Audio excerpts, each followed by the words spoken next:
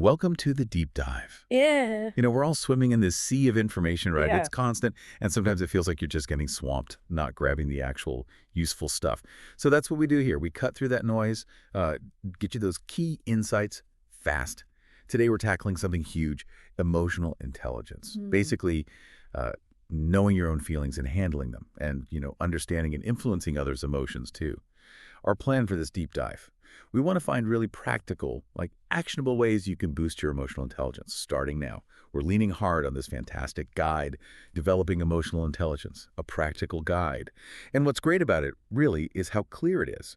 Simple do's and don'ts. Makes it feel, actually achievable for you. Exactly. And that's why this is so vital. Developing your emotional intelligence, it's not just about, soft skills anymore. It's fundamental for relationships, for work, for just understanding yourself better. So yeah, the goal is getting that knowledge quickly, but properly. Getting those moments where you think, that's how it works. Okay, let's get into it. First big idea from the guide: active listening. The main do is be able to restate someone's point so they say, yes, exactly. That really feels like the ultimate test, doesn't it? Like you actually heard them. Don't be so caught up in your response that you forget to listen. Uh-oh. I think maybe we've all mentally rehearsed our brilliant reply while someone's still talking, guilty as charged sometimes. Oh, it's such a common trap. And what's really interesting here, it's not just about building trust, though it does that. Active listening actually kind of rewires your brain a bit, makes you less reactive. Yeah. Because you're using that mental energy to process their words fully, right? So there's less bandwidth left for you to defensively cook up your own comeback. It leads to calmer, more thoughtful exchanges. It genuinely changes the whole communication dynamic. Right, so processing their message, not just queuing up mine. And once you grasp what they're saying, the next logical step in the eye seems to be connecting with how they're feeling. Which brings us straight to empathy. The do: seek to understand how a person is really feeling. And the don't, which feels just as important: don't make assumptions or try to make it about you. Not subtle, but yeah, really critical, I think. It really is. If you look at the bigger picture, true empathy means sometimes you have to consciously pause your own internal story. The one where you think, well, I would feel this way, or they must feel like that because of X. It's more about radically accepting their reality in that moment, even if it clashes with yours. It's truly stepping into their shoes, like you said, not trying to drag them over to your perspective, which honestly can be harder than it sounds, but so powerful for connection. Yeah, I can see that. It changes how you approach things. Okay, next up. Something that feels like the absolute bedrock for all this stuff: self-awareness. The guide puts it as do: understand how your actions are perceived by others. Simple enough. And the don't be arrogant, selfish, or think you're above critique. Okay, that hits home. How does the guide sort of frame its importance for someone just starting out with EI? Well, it really is foundational. Think about it. If you don't have a clear picture of your own strengths, weaknesses, your values, and maybe most critically, how your behavior actually lands on other people, then it's incredibly hard to grow in any other EI area, right? Not being self-aware creates these blind spots. They trip you up personally, professionally. You repeat the same mistakes in communication or conflict. And for someone struggling with that, the guide suggests actually asking for feedback from people you trust, colleagues, friends. Make it a deliberate thing. Don't just wait for it. Right, asking for it. Makes sense. So once we've got a better handle on our own internal world, thanks to self-awareness, the next step, logically, seems to be tuning into those dynamics in other people, which leads us to emotional awareness. This is more about the unspoken stuff, isn't it? The do: pay attention to others' body language, reactions, and mood. And the don't fail to adjust based on explicit or implicit feedback. Absolutely. People communicate so much non-verbally, often more than with their actual words. So noticing those little shifts, body language, facial expressions, even just the tone of voice, that lets you navigate interactions much better. You can adjust your approach on the fly, respond more appropriately. It's like tuning into the hidden conversation, catching those subtle signals before they blow up into, actual problems. And speaking of feedback, that's literally our next point, crucial element. The do for feedback is pretty blunt. Give direct, honest feedback. No sugarcoating. And the don't think you're being nice by keeping people in the dark. Oof, I've definitely seen that happen. Someone thinks they're being kind by avoiding the tough stuff, but yeah, it just causes bigger issues later on. It's a classic trap, isn't it? Those difficult conversations, they're uncomfortable, sure, but holding back constructive feedback, that often just stunts someone's growth. It can be way more damaging in the long run. The real value in direct, honest feedback is clarity. It gives people a chance to actually improve. It shows you respect them enough, respect their potential to have that tough conversation, valuing their growth over your own momentary comfort. Taking that idea just one step further, let's talk about input. The do here is ask how you can do better, proactive, and the don't. Don't neglect acting on it transparently. So it's not just about hearing it, it's about like visibly doing something with it. Precisely.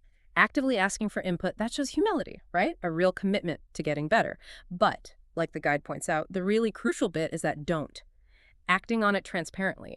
It signals, hey, I heard you, I valued what you said, and look, I'm integrating it.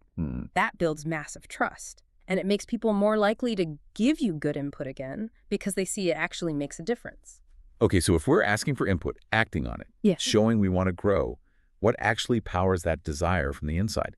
That brings us to motivation. Yeah. The do, take the initiative, finding strength within yourself. And the don't need external validation or constant handholding. This sounds like finding that internal engine. It really is.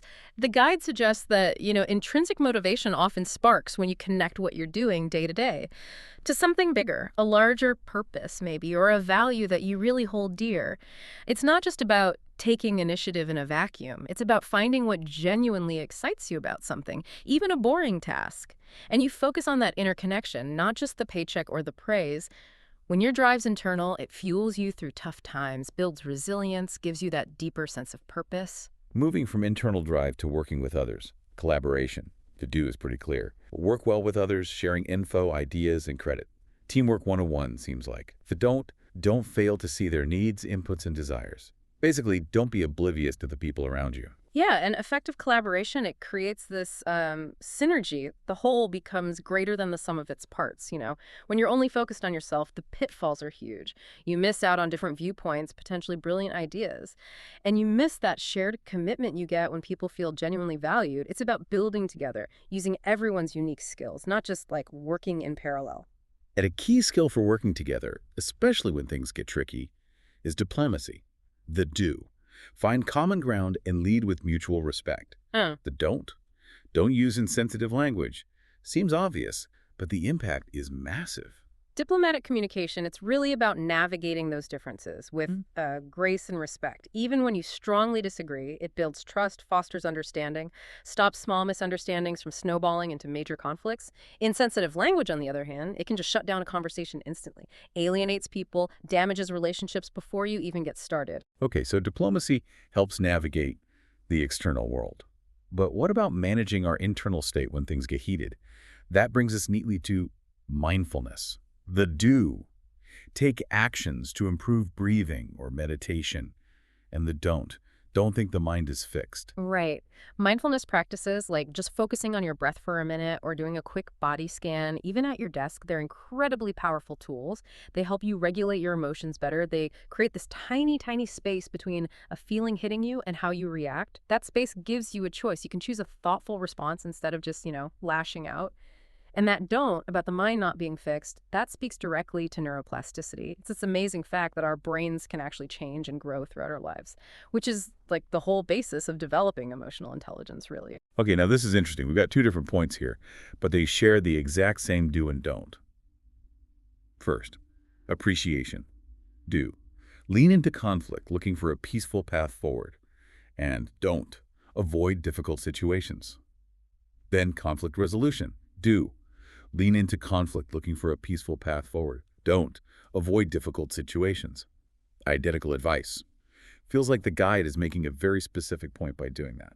It's definitely a fascinating parallel, isn't it? And it prompts that question, why the same advice for appreciation and conflict? I think it highlights that the core principle for both is about active engagement, choosing to move towards something potentially uncomfortable rather than backing away, whether it's expressing genuine appreciation, which can feel surprisingly vulnerable sometimes, or tackling a difficult conflict head-on. Both require a certain courage to lean in. Avoiding either one ultimately blocks growth, stops relationships from getting stronger or healthier. It's about facing things. That's a great way to put it. Facing things, engaging instead of avoiding.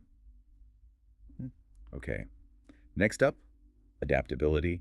The do, change your approach when circumstances change. And the don't Don't stubbornly stick to your ways, ignoring others. In the world we live in now, adaptability isn't just helpful, it's pretty much essential. Things change so fast. Resisting change, just stubbornly clinging to how we've always done it, that just leads to stagnation. You miss opportunities.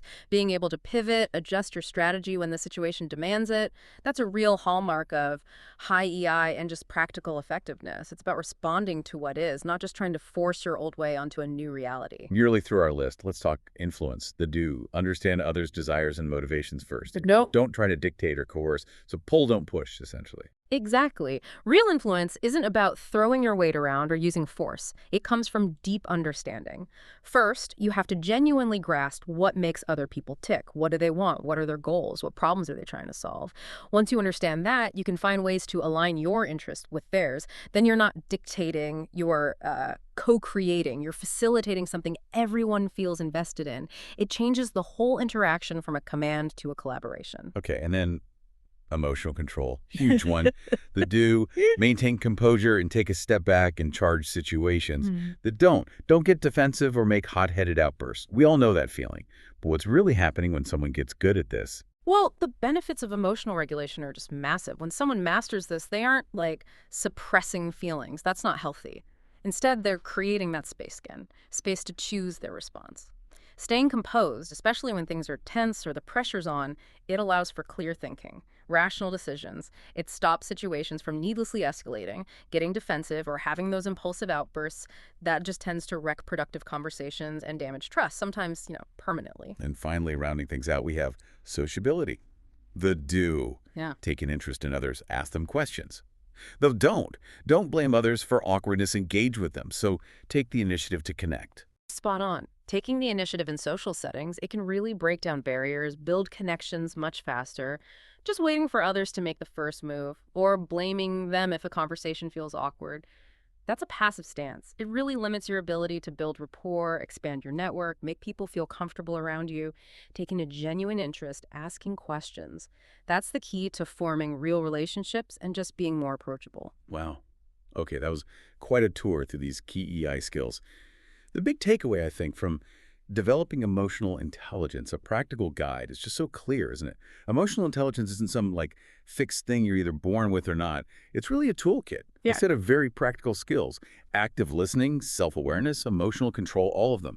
And the best part is, you can absolutely learn them, practice them, get better through actual effort. These do's and don'ts we talked about, they're not just theory. They're real steps you can take. A genuine shortcut to being more effective and, frankly, more aware. Absolutely. And maybe this raises an important question for you, the listener, to think about. Which one single do or don't from our conversation today could you try to implement, maybe even today, even in just a small way? See if you notice even a tiny shift, perhaps in your next conversation, or just in how you feel internally. Just pick one do to practice, or one don't to consciously avoid. Yeah, that's a great challenge, a perfect takeaway. We really hope this deep dive gave you some concrete ideas, some tools to think about and grow your own emotional intelligence. Thanks so much for joining us on this exploration. Now go out there and maybe try leaning into one of those do's.